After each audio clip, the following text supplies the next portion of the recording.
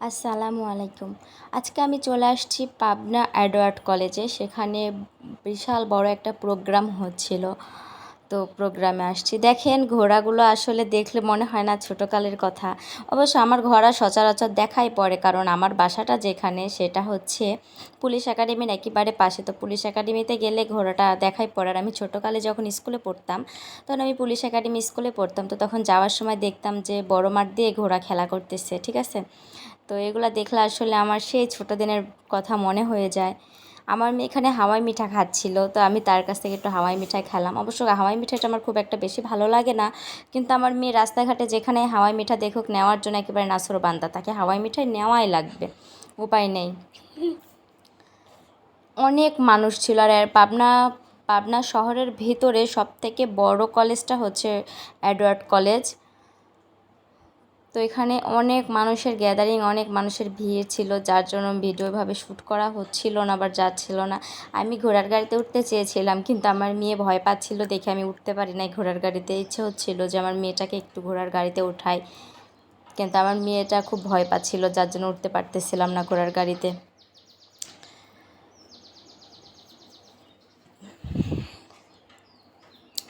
এডওয়ার্ডে এবার দিয়ে আমার দুবার আসা হয়েছে এই কলেজটাতে। তো আমি যখনই আসি তখনই মোটামুটি এই কলেজে অনেক ভিড় থাকে, এরকমই ভিড় থাকে। মানে আসলে আমি কোন পাত দিয়ে আসলাম আর কোন পাত দিয়ে বের হব ঠিক বুঝতে পারি না। দেখেন আমার মেয়ের হাত ধরে আমার মেয়ের বাবা দাঁড়িয়ে রয়েছে, ঠিক আছে। খুব বাবা মেয়ের প্রচণ্ড মিল। মানে রাস্তায় বের হলে মেয়ের দায়িত্ব পুরোই তার বাবার। মানে তার মেয়ে মাঝে রাস্তাতে হাঁটতে পারে না, কোলে নেওয়া এটা ওইটা সম্পূর্ণটাই তার বাবা। আসলে সমস্ত ভিডিওগুলো তো ওইভাবে শ্যুট করা সম্ভব হয় না, অনেক ভিড় থাকে, আর গরমের ভেতরে বাচ্চা নিয়ে সবটা আসলে ওইভাবে করতে পারি না। তারপরে চেষ্টা করি আপনাদের কাছে যতটুকু করার বা তুলে ধরার চেষ্টা করি। দেখেন এরিয়াটা কিন্তু অনেক বড় একটা এরিয়া, এবং প্রচণ্ড মানুষ, জায়গা জায়গা মানুষ একেবারে দাঁড়ায় রয়েছে। বিভিন্ন জিনিস, বিভিন্ন খাবার উঠছে, সেগুলা হয়তো খাচ্ছে।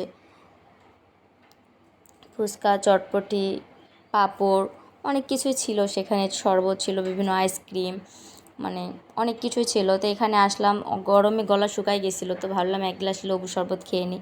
তাই এখানে আসার পরে এক গ্লাস লেবু শরবত খাওয়ার পর অনেকটা এনার্জি পাচ্ছিলাম। তো লেবু শরবতটা মোটামুটি ভালো ছিল, খারাপ না। এই শরবতটা খাওয়ার পরে আমার মনে হয়ে গেল ঢাকা হাতিরঝিলের কথা, কারণ সেখানেও ঈদের মধ্যে বেড়াইতে গিয়ে এই সেম কাহিনী হয়েছিল। আমার অনেক পিপাসা লেগেছিলো এবং সেখানেও আমি লেবু শরবতটাই খেয়েছিলাম। তো সেই টেস্টটা না পাইলেও কিছু অংশে কম না।